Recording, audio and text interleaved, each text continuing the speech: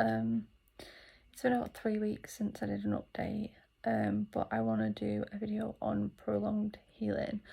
But before I start, happy Pride Month to all my LGBTQIA plus community that follows me, that may not have subscribed yet but still follow my journey. Please don't forget to subscribe if you do follow my journey, and yeah, I hope you're having a good Pride Month. I've got into the spirit of things. I have a new tattoo which I'll show you. So this is my tattoo. It says hope, love and faith, and as you can see we have pink, purple and blue for bi-colours, and that's because obviously myself being bi, I thought I would incorporate it. You can see that they're also incorporated on this tattoo as well, which is more at the top. But I pretty much have the whole rainbow in that one apart from green, because green apparently is a colour that fades a lot, so yeah, didn't get green.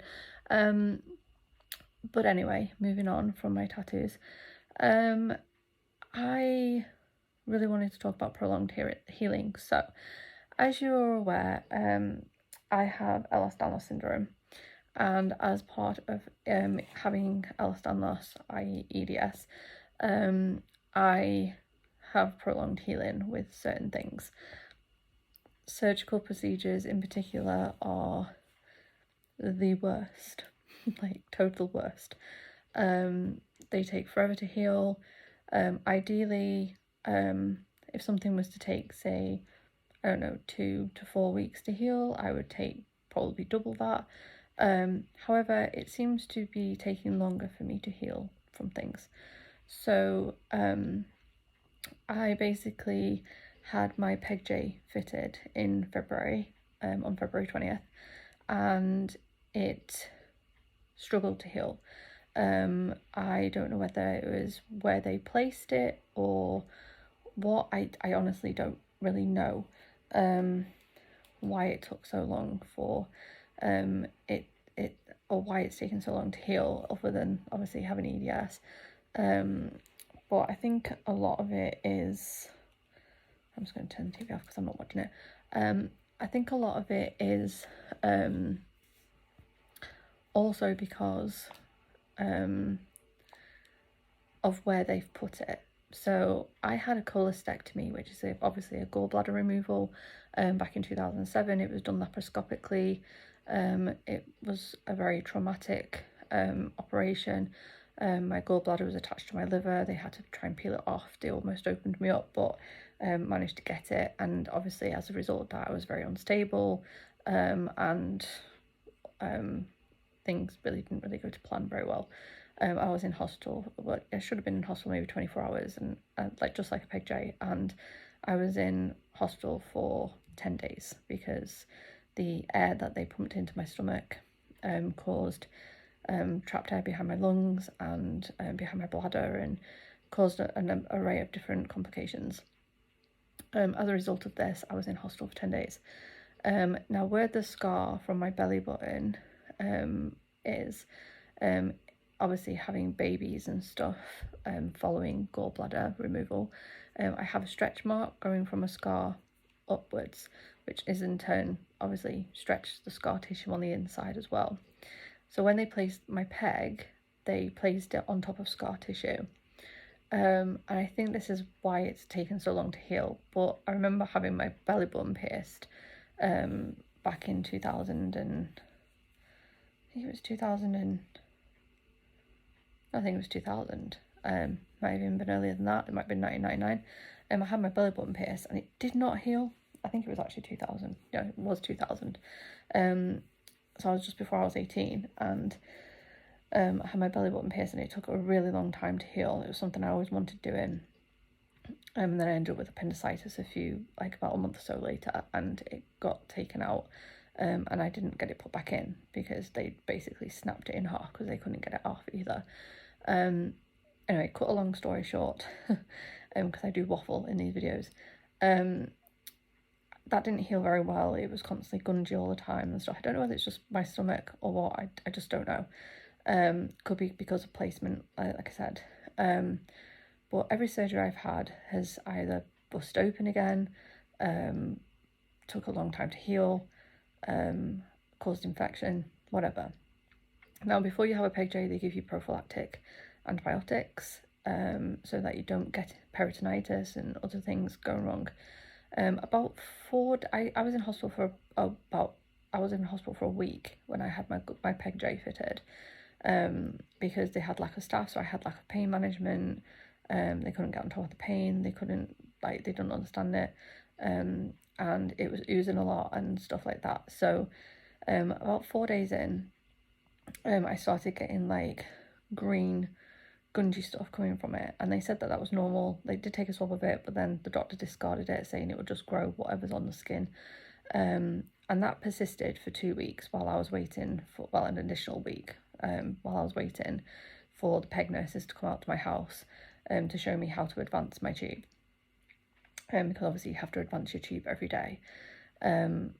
So they took one look at my stoma, one look at the gunge coming out of it, told me I needed antibiotics. The doctor gave me antibiotics, but they gave me oral antibiotics, and the tablets were like this big, I'm not exaggerating. And obviously having gastroparesis means that even tablets take a long time to get into my system. Quick releasing in particular, like, take a long time.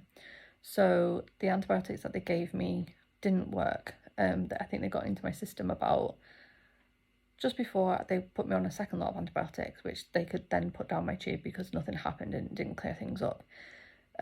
Because of the nature of what was going on, about 6 or 7 days after I finished my second lot of antibiotics, I started getting upper left quadrant pain, which was away from my tube, but every time I used my tube for feed or water or whatever, it was causing pain, especially overnight, and it was stopping me from sleeping, and it would wake me up, so I'd have to stop my feed and everything, and I got admitted to hospital. By now we're looking at the beginning of May, so you're looking at 2 months of gungy crap coming from my stomach.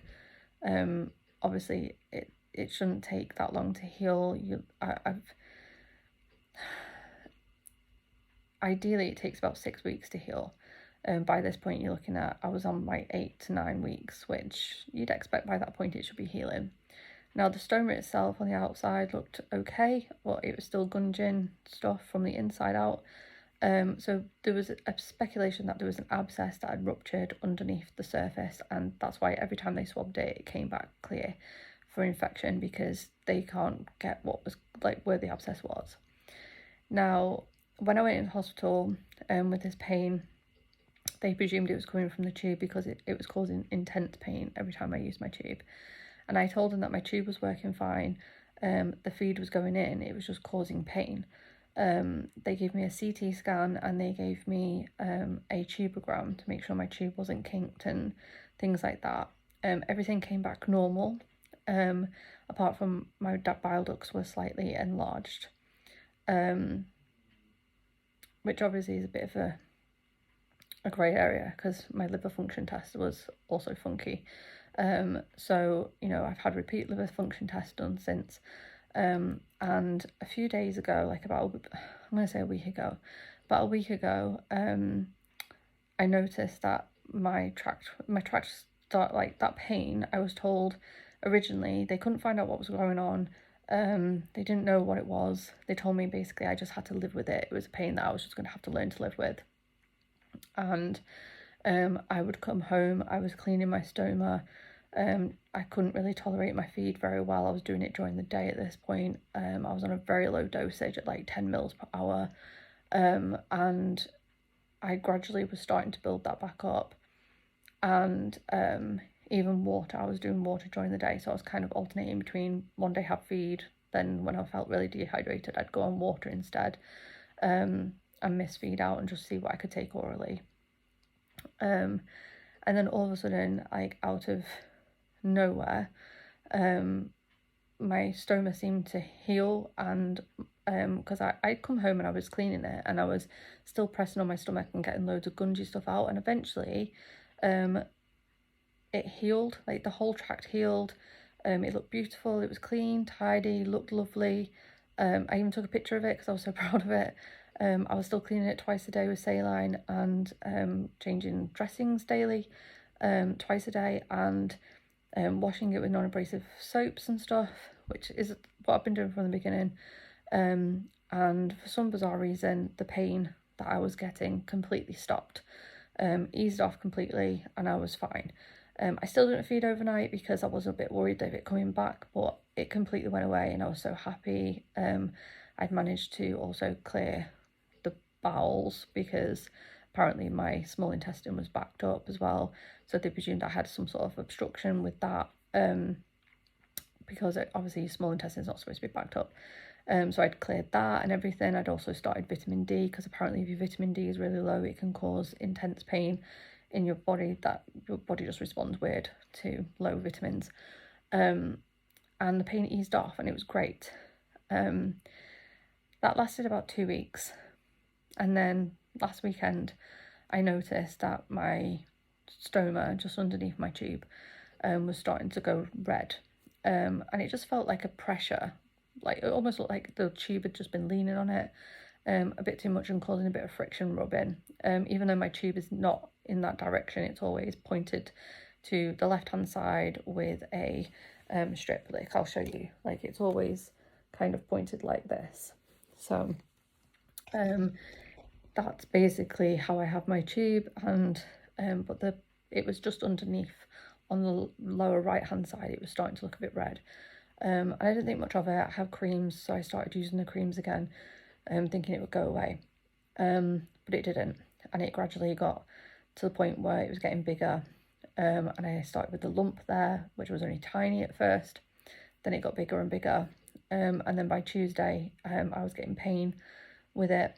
The lump was pushing up against my tube, and it had like a white dot on it, so I knew that there was an ulceration or an abscess or something there, but it was inside scar tissue. It wasn't like it was in my skin, it was literally in my scar tissue. My scar that runs down from my stoma to my belly button, which is from my cholestectomy, was inflamed, like it was red and inflamed. You could see the infection was like going towards my belly button.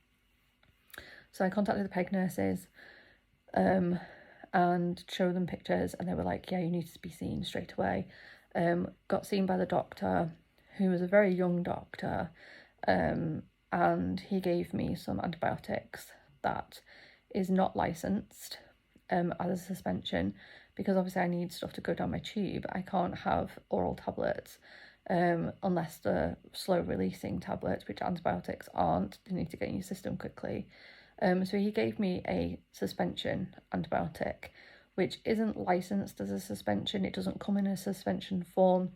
And if you want it as a suspension, it has to be specially made by specialists, and it has to be specially requested as well. So they can make it, but it's because it's not a natural thing that all pharmacies have. It's classed as technically a non-licensed drug. But the actual name of the drug and the actual drug itself is a licensed drug. It's just in this format, it's not classed as licensed. But they do oral tablets, and they do orodispersible. I got the prescription on Tuesday. I was told initially to take 20 mils and then 10 mils after that for the next 7 days. Now, bear in mind, this lump had grown. It was pushing against my tube. I was struggling to advance my tube. And then all of a sudden, waiting for a doctor to get hold of me that day, I had to physically ring up and say, like, I need to definitely see a doctor today because my abscess burst. And obviously a burst abscess, having gunge and crap running into your stoma, puts you at risk of it causing infection between your stomach lining and your stomach wall, called peritonitis, and it also can then lead to sepsis and stuff if it gets into your bloodstream. So the doctor said I'd done the right thing by getting into them that day. But like I said, this medicine doesn't come as a suspension, so I didn't know that. I was ringing around majority of the chemists in my area to try and get this medication, and then I finally rung one and they said it's not a medication that we have in stock in any chemist in the UK at all. It's not technically classed as a licensed medication because it doesn't come in this format. He said the drug itself is licensed, but it doesn't that particular format is not licensed. It has to be requested specially, and it has to be made specially. It has to be basically a bunch of tablets ground up and then made into a suspension. So it can take at least 24 hours to get to us. I got told it'd be with them by Wednesday. And then on Wednesday, I never got a call back on Tuesday to say that there was a confirmation that it'd be there. And then on Wednesday, I phoned them and they said no, they couldn't get it. So they had to wait till they had to get it in by 3 o'clock, that request, to get it on for Thursday morning. By this point, I'm already 24 hours late taking my medication. And then I got told that I could wait, well, I'm actually more than 24 hours. Like, you're talking almost 36 hours waiting for this medication. And then on Thursday morning, I got told I'd get a text message to tell me it was ready to pick up on Thursday. And then on Thursday morning, I had waited all morning for a text message to tell me it had arrived and I could pick it up. And then I didn't get it. So I ended up ringing up the pharmacy again, and they said it hadn't turned up and they were waiting for it to turn up in the afternoon if it would, but they couldn't guarantee that it would. So I was ready with my prescription in hand, which I'd already emailed to the pharmacy. Anyway, so I didn't need to take it to them, but I was ready and armed with my prescription in my hand, ready to take down to my doctor's surgery, and basically ask them to change it, because I originally got told on the Wednesday by the pharmacist, ask your doctor to change it to orodispersible and we can give it you today, like, no problem. So I tried, and then they told me, oh, actually we can't give you the we can't put the request into the doctor till Friday, which means that the doctor would have only technically looked at it today, and then give it me probably a new prescription, if I was lucky, either the same day, which would be very unlikely, or Monday or Tuesday at the latest, which means I would have been waiting a whole week for a new prescription for an antibiotic that I needed to take urgently straight away. So I did have a bit of a meltdown at the doctor's surgery, on the phone to the lady who answered the phone. I told them that the system was ridiculous, that normally for an antibiotic that the doctor had messed up, which wasn't a patient fault, it was a doctor fault. It would be dealt with within the same day, because obviously an antibiotic, it's not just a standard medication that I take regularly. It's a strong antibiotic, so it's classed as a really strong antibiotic. It's only a once daily dose. That's how strong of an antibiotic it is, so you can understand the nature of the infection that I have. So 3 days in, I finally got able to start my medication, which I was really grateful for, because I got a text message eventually, just as I was about to leave my house. I got a text message to tell me that my prescription was at the pharmacy ready to pick up. So luckily they saved me kicking off at the doctor's surgery again and begging and pleading with them to change it. But to wait 3 days for a request to be sent to your GP to change an antibiotic format is ridiculous. Like, it really is. I did apologise to the lady for taking my frustration out on her, but it is ridiculous how the system has gone right now. And I'm not the only person that's frustrated with it. And she was like, oh, I'm so sorry you feel like that. And I was like, I'm not the only person that feels like that. There's a lot of people in the chronic illness community who have regular care, who need regular care, who are not getting the regular care. And I'd explained to her that I'd filled out a routine appointment form about a week or so earlier, and I got told that I would have to wait 7 weeks for a routine appointment, which is absurd. Like, 7 weeks, you know. If it was something really serious, like, I actually asked for the appointment because there's been like a skin change, like a skin coloration change, and I wanted it to be checked. Now, things like that are usually, priority. No, not urgent priority, but priority, nonetheless. But to be told to wait 7 weeks for an appointment, like, that's dreadful. I know everyone's backlogged, but you expect hospitals to be backlogged with waiting lists and procedure waiting lists and things. But the GP surgery, 7 weeks for a routine appointment is just ridiculous. But that's the nature of our country right now, is waiting 7 weeks for a routine appointment. And anything up to, I think it's 2 weeks for urgent. If you're waiting for urgent... if you're waiting for no, is it urgent or routine? I think I was talking to a man in the hospital while I was waiting for my bloods, and he said for an urgent appointment now for certain areas of the hospital, the waiting time is 32 weeks. Was it 32 weeks? Yeah, 32 weeks for an urgent doctor's appointment at the hospital to see a consultant. You'd be waiting up to 32 weeks. I don't know how long 32 weeks is, but there's 52 weeks in a year, so you can gather like an urgent is going to take about almost a year.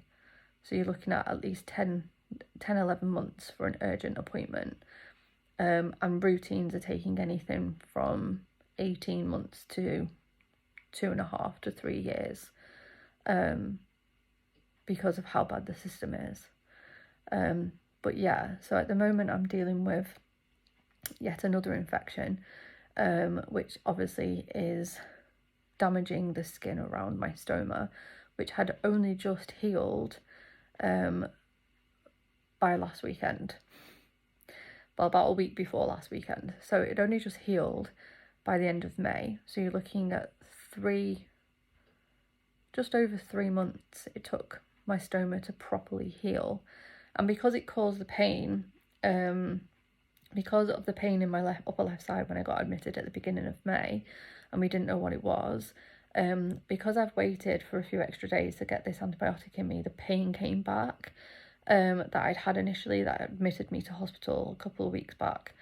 So I'm pretty sure that the abscess that I had externally that I could physically see this time was an abscess that was already there under my skin that I couldn't see, and that had already ruptured, which is why it didn't show up on CT. And obviously it wouldn't have showed up on X-ray through a tubogram because they were looking at the tube, because the pocket of stuff that they basically would have needed to have seen would have had to have been full. And obviously with me cleaning my stoma, which I'd done just before the CT anyway, they wouldn't have seen it.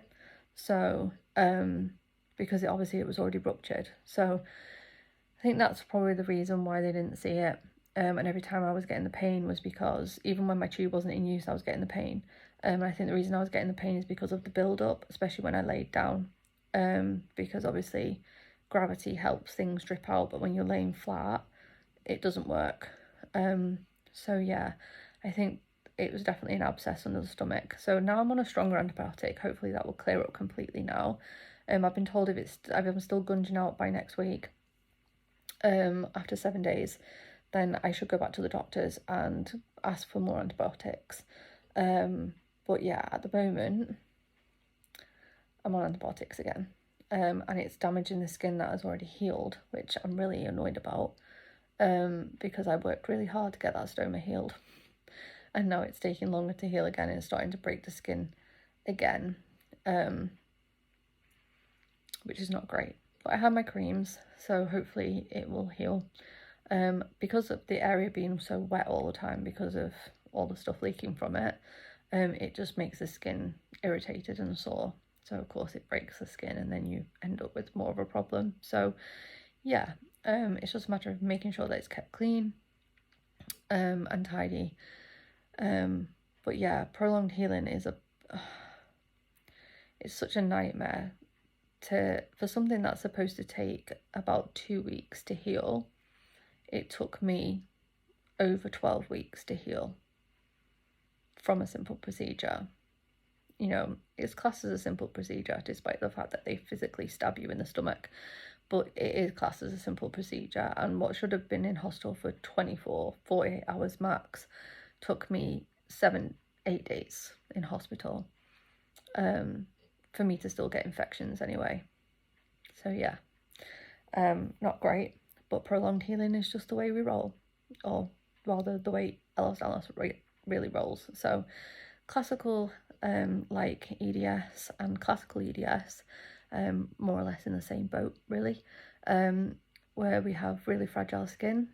Mine tears extremely easily, it only has to get slightly damp round my stoma and it tears. So yeah, I'm back to trying to heal. from a stoma site, which had literally only just healed, and then I got an abscess back. So fingers crossed, in the next week I should be back to healed again. But yeah, it's took a long time. So that's where I'm at. I am taking a bit of hiatus from Instagram, TikTok. In particular, I don't really do TikTok that much. I go on there and just goof around and look around a bit, but that's about it. I don't really post much. You find me mainly on my Instagram. But even that, I've kind of backed off a little bit because I'm dealing with obviously infection and trying to get into routines with the new stoma and dealing with kids and whatnot, and obviously mentally, physically and emotionally I'm completely drained. So I'm trying to take some time out for mental health and for myself, and to kind of put some needs that I need for myself first. But I'm still around, so if you've got this far into my video, thank you so much for watching. I really appreciate it. Don't forget to subscribe for more content and following my journey. Thank you so much for following me if you do. And yeah, I appreciate you so much. I hope you enjoy the weather this weekend, and I will be back on again soon. Love you guys so much. Again, don't forget to subscribe, and thanks for watching. Bye.